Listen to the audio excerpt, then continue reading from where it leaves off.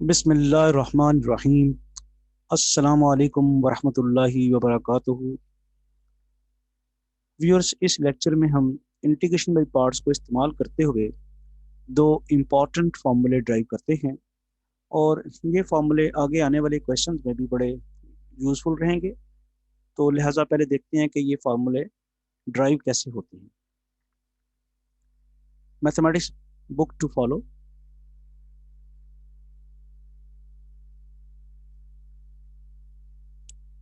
Important formulas.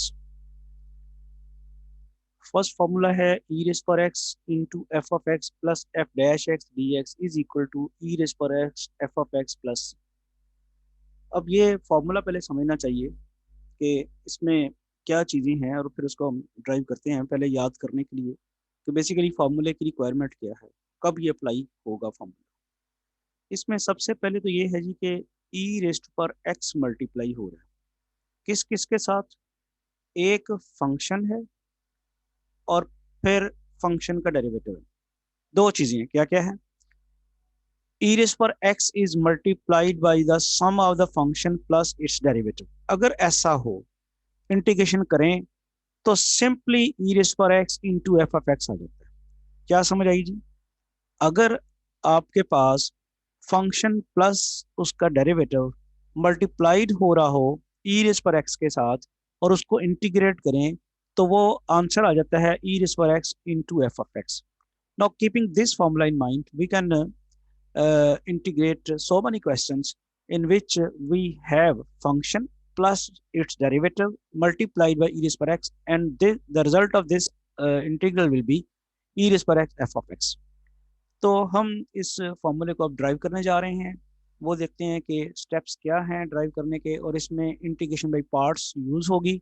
मैं repeat कर देता हूँ।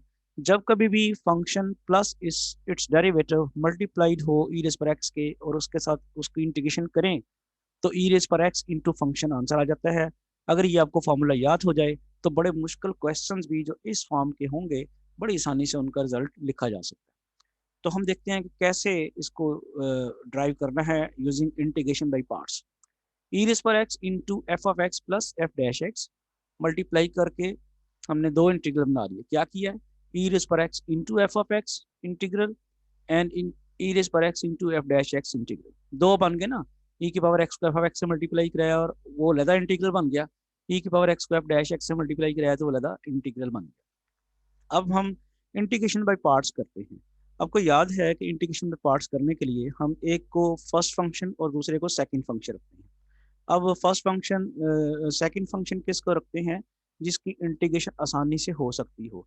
अब इस फंक्शन को जो एफ ऑफ एक्स है इसका तो हमें पता ही नहीं है ना, तो इसकी इंटीग्रेशन तो हो नहीं सकती। इसलिए हम इसे फर्स्ट फंक्शन रखेंगे और ई की पावर एक्स की इंटीग्रेशन चूंकि आसानी से हो जाती है इसको हम सेकंड फंक्शन रखेंगे। मैं रिपीट करता हूँ।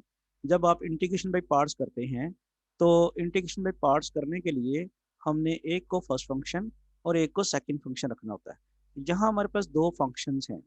इनमें इस इंटीग्रल को इंटीग्रेशन बाय पार्ट्स करने के लिए हमने इसको इसमें से एक को फर्स्ट फंक्शन और एक को सेकंड फंक्शन रखना है।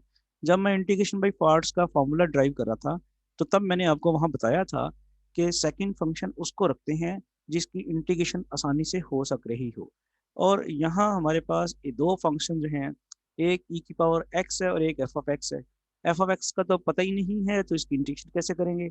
अलबत्ता ई की पावर एक्स की इंटीग्रेशन बड़ी आसानी से हो जाती है और वो होती है ई रेस्ट पर एक्स ही होती है वो। तो हम इसे सेकंड फंक्शन रखते हैं और जिसकी इंटीग्रेशन हमें नहीं पता चल रही उसे फर्स्ट फंक्शन। ई की पावर एक्स की इंटीग्रेशन चूंकि आसानी से हो सकती है इसलिए हमने इसको सेकंड फंक्शन रख लिया। और एफ ऑफ एक्स का चूंकि पता नहीं है इसलिए उसकी इंटीग्रेशन भी नहीं हम कर सकेंगे। लिहाजा हमने उसे क्या किया, उसे हमने फर्स्ट फंक्शन सपोज कर लिया। तो ये आ गया। अब अगला स्टेप इंटीग्रेशन पे पार्ट्स का क्या होता है कि फर्स्ट फंक्शन हम एज इट इज रखते हैं और सेकंड फंक्शन की इंटीग्रेशन करते हैं। ई की पावर एक्स की इंटीग्रेशन आ गई ई की power x keeping first function as it is, ये याद है? हाँ जी, सेकंड फंक्शन की इंटीग्रेशन की और first function as it is रख दिया। फिर माइनस इंटीग्रल क्या करते होते हैं, फर्स्ट फंक्शन का डेरिवेटिव और सेकंड फंक्शन की इंटीग्रेशन। इंटीग्रल में सेकंड फंक्शन की इंटीग्रेशन जो कि ई की पावर एक्स है और वही आ जाएगी और फर्स्ट फंक्शन का डेरिवेटिव। होपफुली समझ आ गई होगी। ई की पावर एक्स सेकंड फंक्शन इसलिए रखा है, इसकी इंटीग्रेशन आसानी से हो जाती है, और एफ ऑफ एक्स को हमने रख लिया फर्स्ट फंक्शन। और इंटीग्रेशन में पार्ट्स में क्या होता है, first function as it is आता है, सेकंड फंक्शन की integration minus integral second function की इंटीग्रेशन और फर्स्ट फंक्शन का डेरिवेटिव। और ये जो इंटीग्रल है इसको तो अभी हमने छेड़ा ही नहीं ना, तो ये वैसे ही आ जाएगा, ई की power x plus f dash x, e की पावर एक्स सॉरी ई की power x into f dash x d x. ये कांस्टेंट ऑफ इंटीग्रेशन आया है ड्यू टू द इंटीग्रेशन, ये जो हमने इंटीग्रेशन में पार्ट्स की समझ आ गई है। ई की पावर एक्स की इंटीग्रेशन ई की पावर एक्स आ गई, f of x as it is आ गया, माइनस ई की पावर एक्स की इंटीग्रेशन ई की पावर एक्स और एफ एफ एक्स का derivative f dash x plus constant of integration. और ये वाला इंटीग्रल जो था इसको हमने एज इट इज लिखा, इसको कुछ भी नहीं किया, ये हमने इसका कुछ भी नहीं किया, ये एज इट इज लिख दिया। समझ आ गई। अब हम देख रहे हैं कि ये वाले जो दो इंटीग्रल्स हैं ये तो आपस में कैंसिल आउट हो जाएंगे। जब ये कैंसिल हो जाएंगे तो हमारे पास वो फार्मूला भी प्रूव हो जाएगा। ज़रा देखें कि ये ई की power x into f dash x integral minus का है और ई की power x F dash x integral positive है। ये दोनों आपस में कैंसिल आउट हो जाएंगे और आपके पास आ जाएगा ई की power x f of x plus c. तो इस तरह से हमने ये फॉर्मूला ड्राइव कर लिया, इंटीग्रेशन ऑफ ई की power x into f of x plus f dash x is equal to e raised power x f of x plus constant of integration. Hopefully ये फॉर्मूला आपको clear हो गया। अब हम आते हैं इसके सेकंड फॉर्मूले की तरफ। यहाँ थोड़ा सा डिफरेंस है और वो डिफरेंस ये है कि पहले हमने सिंपल लिया था ई की पावर एक्स, अब है ई की पावर ए एक्स, और ए की इसके साथ बात है कि इसके साथ ए भी लगा हुआ है। तो जब e की पावर ए एक्स हो तो फिर ए f of x plus f dash x होना चाहिए। तो आंसर उसका क्या आएगा, ई रेस पर a x f of x. उसी तरह स्टेप्स वही हैं, वही स्टेप्स हम करते हैं, सिर्फ एक ही इशू है इसमें कि आपके पास ई की पावर एक्स की बजाय ई रेस्ट पर ए एक्स आ गई है। ठीक है, तो अब जरा इसके स्टेप्स देखते हैं। क्या किया जी हमने, ई रेस पर a x a f of x plus f dash x integral लिख लिया, फिर मल्टीप्लाई करा के ई रेस पर ए एक्स को इसके साथ मल्टीप्लाई कराया ए एफ ऑफ एक्स के साथ और एक इंटीग्रल बना, ई रेस पर ए एक्स को एफ डैश एक्स का मल्टीप्लाई कराया दूसरा इंटीग्रल बना।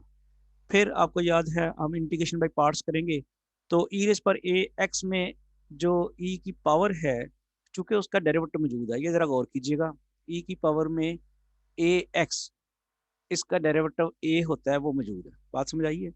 ई की पावर पावर का अगर डेरिवेटिव साथ मौजूद हो तो फिर एज इट इज उसकी इंटीग्रेशन आ जाती है।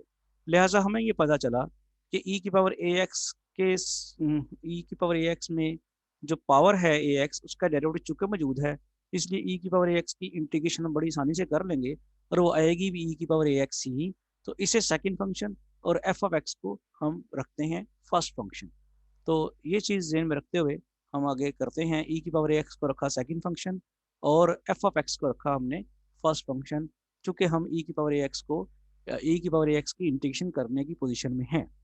लिहाजा अब हमने जब इंटीग्रेशन की फार्मूला इंटीग्रेशन बाय पार्ट्स का फार्मूला यूज़ किया तो क्या करना होता है, ई की power a x into a की इंटीग्रेशन आ गई ई की पावर ए एक्स और first function as it is आ गया।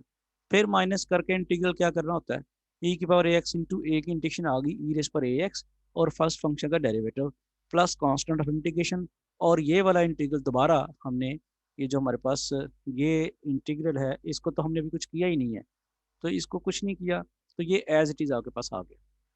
ठीक है जी, जब एज इट इज़ आ गया तो अब फिर वही पोजीशन है, ऊपर वाला स्टेप ही है, ई रेस इंटीग्रल ई रेस पर a x F dash x और ये वाला इंटीग्रल ई रेस पर a x F dash x ये आपस में एक दूसरे के साथ कैंसिल आउट हो जाएंगे और आंसर आपके पास क्या रहेगा, ई रेस्ट पर a x f of x plus c. तो इस तरह हमने ये दूसरा फार्मूला भी प्रूव कर लिया। होपफुली ये दोनों फार्मूलाज आपको बड़ी अच्छी तरह समझ आ गए होंगे। नेक्स्ट लेक्चर में हम इन फार्मूलाज को इस्तेमाल करके इंटीग्रेशन के क्वेश्चन सॉल्व करेंगे।